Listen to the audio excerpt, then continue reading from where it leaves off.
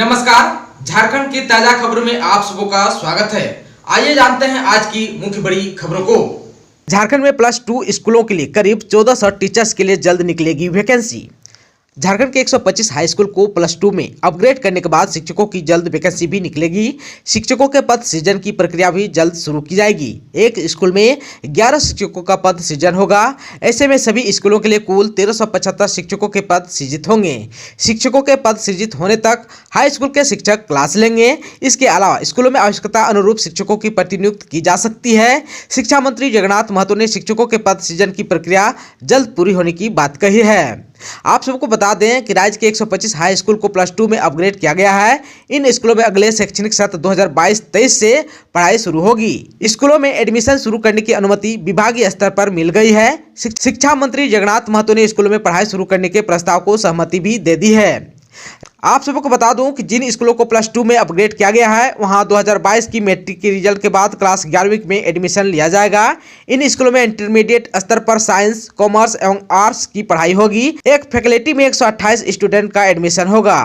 आप सबको बता दूं कि राज्य के गिरिडीह में सबसे अधिक 22 हाई स्कूल को अपग्रेड किया गया है, जबकि राज्य में अभी 510 +2 स्कूल हैं। इनमें से 59 स्कूल एकीकृत बिहार के समय के हैं। वहीं 171 स्कूलों को 2006-07 में अपग्रेड किया गया था। इसके बाद 2015-16 में 280 हाई स्कूल को +2 में उत्क्रमित किया गया था। अब जो है 125 और हाई स्कूल +2 में अपग्रेड हुए हैं। ऐसे में राज्य में अब +2 स्कूलों की संख्या 635 हो गई है।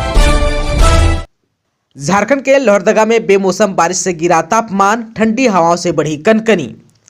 झारखंड के लोहरदगा जिले में एक बार फिर से बेमौसम बारिश ने दस्तक दी। बारिश के कारण जनजीवन अस्त व्यस्त हो गया। बीती रात लगभग 1:30 बजे से जोरदार बारिश शुरू हुई, जो सुबह लगभग 4:30 बजे तक जारी रही। सुबह हल्की धूप लोगों को नसीब हुई, परंतु दोपहर लगभग 1 बजे फिर से झमाझम बारिश शुरू हुई, जो रुक रुक कर जारी रही। ठंडी हवा से कनकनी बढ़ गई है। आप लोगों को बता दूं कि बारिश के कारण सड़कों पर जल जमाव की स्थिति उत्पन्न हो गई। इससे लोगों को काफी परेशानियों का सामना करना पड़ा। जरूरी काम के लिए अपने घरों से निकले लोगों को इस बारिश से काफी परेशानी हुई। झारखंड में 10 फरवरी को फिर बारिश की संभावना। सरस्वती पूजा यानी आज का दिन कैसा रहेगा, आइए जान लेते हैं। पश्चिमी विक्षोभ का असर इन दिनों झारखंड में दिख रहा है। शुक्रवार को राज्य के कई स्थानों पर हल्के से मध्यम दर्जे की बारिश हुई, वहीं कहीं कहीं बर्फबारी भी हुई। बेमौसम बारिश से किसानों को काफी नुकसान हो रहा है। वहीं मौसम विभाग ने आगामी 10 फरवरी को बारिश की संभावना जताई है। केंद्रीय मौसम संस्थान रांची के मौसम वैज्ञानिक अभिषेक आनंद ने बताया कि उत्तरी पाकिस्तान में विक्षोभ और उत्तर भारत में हो रही बारिश और बर्फबारी का असर झारखंड के कई जिलों में शुक्रवार को देखने को मिला। वहीं बारिश के बाद दिन भर आकाश में बादल छाए रहे। इसके बाद शाम को फिर से बारिश शुरू हो गई। मौसम विभाग ने आगामी 10 फरवरी 2022 को बारिश की संभावना जताई है। इस दौरान राज्य में कुछ स्थानों पर हल्के से मध्यम दर्जे की बारिश हो सकती है। हालांकि 5 फरवरी से 9 फरवरी 2022 तक मौसम मुख्यतः साफ रहेगा। सुबह में कोहरा या धुंध रहेंगे, लेकिन बाद में आसमान साफ रहेगा। मौसम केंद्र रांची ने राज्य के कई जिलों में येलो अलर्ट भी जारी किया है। इस दौरान लोगों को सतर्क और सावधान रहने की अपील की गई है। साथ ही पेड़ के नीचे नहीं रहने, बिजली के खंभों से दूर रहने एवं किसानों को खेतों में नहीं जाने की अपील की गई है। इस दौरान राज्य के अधिकांश जिलों में बारिश की संभावना जताई गई थी और इसका असर भी दिखा। आप सबको बता दूं कि शुक्रवार को रांची के अलावा हजारीबाग, कोडरमा, गिरिडीह, लातेहार, लोहरदगा, पश्चिमी सिंहभूम, बोकारो, देवघर, धनबाद, दुमका, गोड्डा, जामताड़ा, सरायकेला, खरसवां और रामगढ़ जिले में हल्के से मध्यम दर्जे की बारिश हुई। इस दौरान मेघ गर्जन के साथ साथ कहीं कहीं ओलावृष्टि भी हुई। मौसम केंद्र ने 5 फरवरी से मौसम साफ रहने की संभावना जताई है। बताया गया है कि सरस्वती पूजा के दिन मौसम शुष्क रहेगा। सुबह में कोहरा या धुंध तथा बाद में आंशिक बादल छाए रहेंगे, लेकिन बारिश नहीं होगी। इस दौरान हवा की गति 10 से 15 किलोमीटर प्रति घंटा तक चलेगी। इससे ठंड बढ़ेगी। झारखंड में सरस्वती पूजा की तैयारी के बीच झमाझम बारिश से बढ़ी ठिठुरन, पूजा पंडालों को हुआ है नुकसान। झारखंड के साहिबगंज जिले में शुक्रवार के सुबह लगभग 3:25 से ही गर्जन के साथ बारिश होने लगी। इससे पूर्व देर रात्रि से आसमान में काले बादल छाए थे और बादल गरज के साथ बिजली चमक रही थी। सुबह ही तेज हवा के साथ बारिश शुरू हुई, जिससे ठंड और कनकनी बढ़ गई। दिन भर हवा और बारिश से जनजीवन प्रभावित रहा। बारिश के कारण सरस्वती पूजा के पंडाल को नुकसान पहुंचा। साहिबगंज में सब्जी बाजार में सब्जी भी प्रतिदिन की तरह नहीं आई। सुबह 8 बजे तक शहर का विभिन्न चौक चौराहा खाली था। सब्जी मंडी में दुकानदार और छिटपुट दुकानदार ही नजर आए। जिले में 50.4 मिलीमीटर बारिश रिकॉर्ड किया गया। तापमान गिरकर 13 डिग्री सेल्सियस पहुंच गया है। अधिकतम तापमान 18 डिग्री सेल्सियस रहा। बेमौसम बारिश और बर्फबारी से बड़कागांव के किसान हुए चिंतित, खेतों में भरा पानी। बेमौसम बारिश का असर हजारीबाग जिले के बड़कागांव प्रखंड क्षेत्र में भी दिखने को मिला। बारिश और ओलावृष्टि से खेतीबाड़ी के साथ साथ किसान और व्यवसायियों को भी नुकसान होने की चिंता सताने लगी है। इस बारिश के कारण खेतों में पानी भर गया है। इससे प्रखंड क्षेत्र में काफी नुकसान की संभावना जताई गई है। आप सबको बता दूं कि बड़कागांव प्रखंड में गुरुवार की मध्य रात्रि से बारिश होने लगी। यह सिलसिला शुक्रवार को भी जारी रहा। इस दौरान ओलावृष्टि के साथ जमकर बारिश हुई। बर्फबारी और बारिश के कारण तापमान में गिरावट आने लगी। बारिश के कारण कई क्षेत्रों में मनाए जाने वाले सरस्वती पूजा पर भी प्रभावित होने लगी। हालांकि मौसम विभाग ने 5 फरवरी को आसमान साफ रहने की संभावना जताई है। झारखंड में 12 से 14 साल तक के 23 लाख किशोरों को लगेगी कोरोना का वैक्सीन। कब से शुरू होगा टीकाकरण, आइए जान लेते हैं। झारखंड में 12 से 14 साल तक के किशोरों को कोरोना का टीका देने की तैयारी शुरू कर दी गई है। स्वास्थ्य विभाग के अनुसार इसके लिए करीब 23 लाख किशोरों को चिन्हित किया गया है। टीका देने की प्रक्रिया 15 से 18 साल की तरह ही रहेगी। स्कूल और टीका केंद्रों पर अलग से टीका देने की व्यवस्था की जाएगी। क्षेत्र के कुछ स्कूलों को मिलाकर एक स्कूल को सेंटर बनाया जाएगा, जहाँ किशोरों को टीका दिया जाएगा। टीकाकरण फरवरी के अंतिम सप्ताह या मार्च के प्रथम सप्ताह में शुरू होना है। झारखंड के स्वास्थ्य विभाग द्वारा 12 से 14 साल तक के किशोरों की अंतिम सूची तैयार करने से पहले स्कूल और घरों में जाकर इसका मिलान किया जाएगा। इसकी जिम्मेदारी स्वास्थ्य कर्मियों को दी जाएगी। इसमें ग्रामीण स्तर पर एनएम और सहायक को लगाया जाएगा। शहरी क्षेत्र में भी सरकारी और निजी स्कूलों से संपर्क कर सूची तैयार की जाएगी। अफ्रीकी देश माली में फंसे झारखंड के मजदूरों की हो रही है वतन वापसी। फ्लाइट से 5 फरवरी तक पहुंच जाएंगे रांची। अफ्रीकी स्थित माली में फंसे झारखंड के 7 मजदूर 5 फरवरी को रांची पहुंच जाएंगे। रांची निवासी व माली में भारत के राजदूत अंजनी कुमार और झारखंड सरकार की पहल पर मजदूर दिलीप कुमार, छेदीलाल महतो, संतोष कुमार, लालमणि महतो, इंद्रदेव ठाकुर, लोकनाथ महतो और इंद्रदेव प्रसाद को वहां से मुक्त कराया गया है। 3 फरवरी को फ्लाइट से सभी रवाना हो गए हैं। शनिवार 5 फरवरी को ये मजदूर रांची पहुंच जाएंगे। आप सबको बता दूं कि अफ्रीकी देश माली में फंसे झारखंड के 7 मजदूर 4 फरवरी को दिल्ली पहुंचेंगे। 5 फरवरी यानी शनिवार को दिल्ली से एयर इंडिया की फ्लाइट से दोपहर 12:45 पर रांची पहुंचेंगे। आप सबको बता दूं कि झारखंड से लगभग 33 मजदूर नियोक्ता और कॉन्ट्रैक्ट के माध्यम से माली स्थित सिकासो और बामाको के बीच इलेक्ट्रिफिकेशन के कार्य के लिए गए थे, लेकिन मजदूरी नहीं मिलने से परेशान थे। इन्होंने वीडियो जारी कर वतन वापसी और मजदूरी दिलाने का गुहार लगाई थी।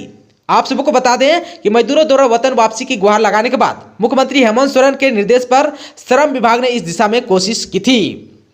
आप सबको बता दें कि झारखंड के 33 मजदूर को 3 माह से पैसे नहीं मिल रहे थे। पैसा नहीं मिलने के कारण इन मजदूरों की परेशानी बढ़ गई थी। मजदूरों ने 16 जनवरी को एक वीडियो शेयर कर झारखंड सरकार से मदद की अपील की थी।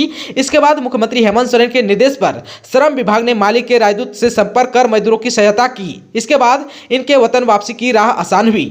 श्रम मंत्री सत्यानंद भोक्ता ने भी इस दिशा में हस्तक्षेप कर इनके वतन वापसी को लेकर प्रयास किया था।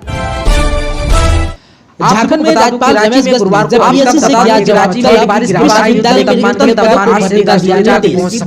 राज्यपाल सह कुलाधिपति रमेश बैस ने जेपीएससी के अध्यक्ष अमिताभ चौधरी को राजभवन बुलाकर राज्य के विश्वविद्यालय में रिक्त पड़े अधिकारियों को खासकर रजिस्ट्रार, वित्त पदाधिकारी, परीक्षा नियंत्रक, सहायक कुलसचिव आदि के पदों को मार्च 2022 तक भरने की प्रक्रिया पूरी करने का निर्देश दिया है। राज्यपाल ने विश्वविद्यालय में कई वर्षों से अधिकारियों की नियमित नियुक्ति नहीं होने पर चिंता जाहिर की। उन्होंने कहा कि शिक्षकों की नियुक्ति की प्रक्रिया चल रही है, लेकिन अधिकारियों की नियुक्ति नहीं होना चिंता की बात है। कई विश्वविद्यालय में अधिकारियों के पद प्रभार में चल रहे हैं। उन्होंने कहा कि विश्वविद्यालय से प्राप्त नियुक्ति प्रस्ताव पर कार्रवाई आरंभ करें ताकि प्रशासनिक कार्य सुचारू रूप से चल सके। राज्यपाल इस बात पर भी नाराज थे कि विश्वविद्यालय में अधिकारियों के पद रिक्त होने पर प्रभार के लिए एक ही व्यक्ति के नाम की स्वीकृति के लिए राजभवन भेजते हैं, जबकि विश्वविद्यालय को कम से कम 3 नाम भेजना चाहिए। इस बीच राज्यपाल ने फरवरी माह में सभी विश्वविद्यालय में कुलपति की नियमित नियुक्ति करने की बात कही है। जूनियर इंजीनियर के इन पदों पर निकली बम्पर वैकेंसी, जेएसएससी ने जारी की अधिसूचना। जानिए कब से कर सकेंगे आप आवेदन। झारखंड कर्मचारी चयन आयोग की ओर से डिप्लोमा स्तरीय संयुक्त प्रतियोगिता परीक्षा 2021 की पूर्व प्रकाशित रिक्ति को संशोधित किया गया है। पहले इसमें 285 जूनियर इंजीनियरों की नियुक्ति के लिए विज्ञापन जारी किया गया था। अब जो है जल संसाधन विभाग, पेयजल एवं स्वच्छता विभाग, कृषि विभाग और नगर विकास विभाग से नई रिक्ति की अधिसूचना आने के बाद अब 1289 पदों पर नियुक्ति प्रक्रिया शुरू की जाएगी। इसके लिए 7 फरवरी से ऑनलाइन आवेदन जमा होना है। इसमें सिविल के 1151, विद्युत के 46, कृषि अभियंत्रण के 11 और यांत्रिक जूनियर इंजीनियर के 81 पद शामिल हैं। पूर्व में प्रकाशित विज्ञापन के अनुसार अभ्यर्थियों को अनिवार्यता शैक्षणिक योग्यता के अतिरिक्त झारखंड के शिक्षण संस्थानों से मैट्रिक या 10वीं की कक्षा उत्तीर्ण करना अनिवार्य होगा तथा अभ्यर्थियों को स्थानीय रीति रिवाज, भाषा एवं परिवेश का ज्ञान होना जरूरी है। आप सबको बता दूं कि झारखंड राज्य की आरक्षण नीति से आच्छादित अभ्यर्थियों के मामले में झारखंड के शिक्षण संस्थानों से मैट्रिक या 10वीं की कक्षा उत्तीर्ण होने संबंधित प्रावधान शिथिल रहेगा। धनबाद में झामुमो का स्थापना दिवस समारोह आज नहीं शामिल होंगे सीएम हेमंत और शिबू सोरेन। धनबाद में 4 फरवरी को आयोजित होने वाली झामुमो के 50वें स्थापना दिवस समारोह में केंद्रीय अध्यक्ष शिबू सोरेन और कार्यकारी अध्यक्ष सह मुख्यमंत्री हेमंत सोरेन मौजूद नहीं रहेंगे। केंद्रीय समिति के सदस्य सुप्रियो भट्टाचार्य ने कहा कि कोरोना को लेकर इस बार सांकेतिक रूप से स्थापना दिवस समारोह मनाया जा रहा है। धनबाद के हर प्रखंड में सांकेतिक रूप से स्थापना दिवस मनाया जा रहा है। वहीं जिला मुख्यालय के नगर भवन में समारोह होगा। इसमें सीमित संख्या में विधायक, नेता, कार्यकर्ता शामिल होंगे। श्री भट्टाचार्य ने कहा कि धनबाद में पार्टी की 50वें स्थापना दिवस को धूमधाम से मनाया जाना था, लेकिन कोरोना को देखते हुए इसे टाल दिया गया है। सामान्य स्थिति रहने पर अगले वर्ष धनबाद में धूमधाम से स्थापना दिवस मनाया जाएगा। आप सबको बता दें कि झामुमो का 43वां स्थापना दिवस 2 फरवरी से शुरू हो गई थी, जिसकी शुरुआत दुमका से हुई। शिबू सोरेन और झारखंड के मुख्यमंत्री हेमंत सोरेन इसमें शामिल हुए। बता दें कि दुमका में पहली बार 2 फरवरी 1977 को झामुमो का स्थापना दिवस मनाया गया था। इसके बाद हर साल 2 फरवरी को झामुमो का सालाना जलसा होता है। इस जलसे में भाग लेने के लिए न्योता देने की परंपरा अनूठी रही है। झारखंड कांग्रेस ने बनाई समन्वय समिति, सुखदेव भगत और प्रदीप बलमुचू को मिली जगह। जानिए क्या है जिम्मेदारी। झारखंड कांग्रेस को नया प्रभारी मिलते ही संगठन फिर से सक्रिय हो गया है। प्रभारी के 3 दिवसीय दौरे के बाद पार्टी के केंद्रीय नेतृत्व में समन्वय समिति का गठन कर दिया है। समन्वय समिति का चेयरमैन नवनियुक्त प्रभारी अविनाश पांडे को बनाया गया है। वहीं सह प्रभारी उमंग सिंधार को चेयरमैन और प्रदेश कांग्रेस के अध्यक्ष राजेश ठाकुर संयोजक बनाए गए हैं। इनके अलावा समिति में 14 सदस्य बनाए गए हैं। इस बाबत गुरुवार को ऑल इंडिया कांग्रेस कमेटी की अध्यक्ष सोनिया गांधी के निर्देश पर केंद्रीय महासचिव केसी वेणुगोपाल ने सूचना जारी कर दी। हाल ही में कांग्रेस में घर वापसी करने वाले सुखदेव भगत और प्रदीप बलमुचू को भी समिति में शामिल किया गया है। समिति में कांग्रेस कोटे के 4 मंत्री के साथ अधिकतर जनप्रतिनिधि शामिल हैं। झारखंड सरकार इको टूरिज्म को करने जा रही है विकसित, रोजगार के साथ अर्थव्यवस्था होगी मजबूत। सरकार ने झारखंड में पर्यटकों को आकर्षित करने, उन्हें गुणवत्तापूर्ण सुविधा उपलब्ध कराने और इस क्षेत्र में निजी निवेश आकर्षित करने के लिए नई पर्यटन नीति बनाई है। नीति की मंत्रिपरिषद से स्वीकृति प्राप्त हो चुकी है। इसमें कोई संदेह नहीं है कि आने वाले दिनों में पर्यटन से रोजगार के अवसर सृजित करने और राजस्व में बढ़ोतरी करने के लिए विजन के साथ झारखंड पर्यटन के क्षेत्र में बदलाव का वाहक बनेगा। झारखंड पर्यटन विकास की संभावना से भरा है। झारखंड के 33% वन से आच्छादित भू क्षेत्र को पर्यटन के लिहाज से बड़ा बाजार बनाने की दिशा में सरकार ने कदम बढ़ा दिया है।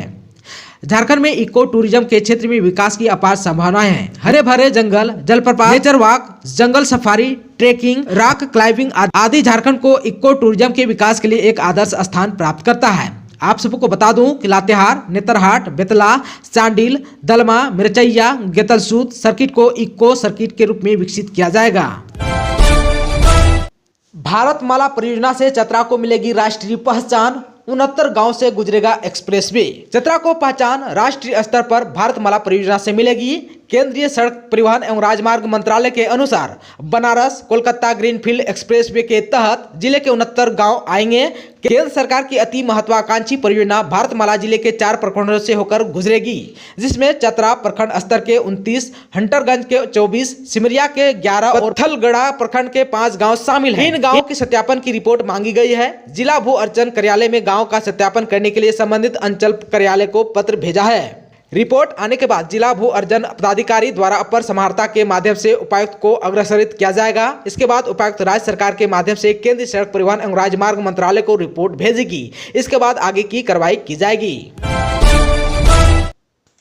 दोस्तों, चैनल पर आप नए हैं तो प्लीज चैनल को सब्सक्राइब कर बेल आइकन को दबा दीजिए ताकि खबरों का अपडेट आपको मिलता रहे। इसके साथ ही आज की खबरों में बस इतना ही। हमें दीजिए इजाजत। नमस्कार।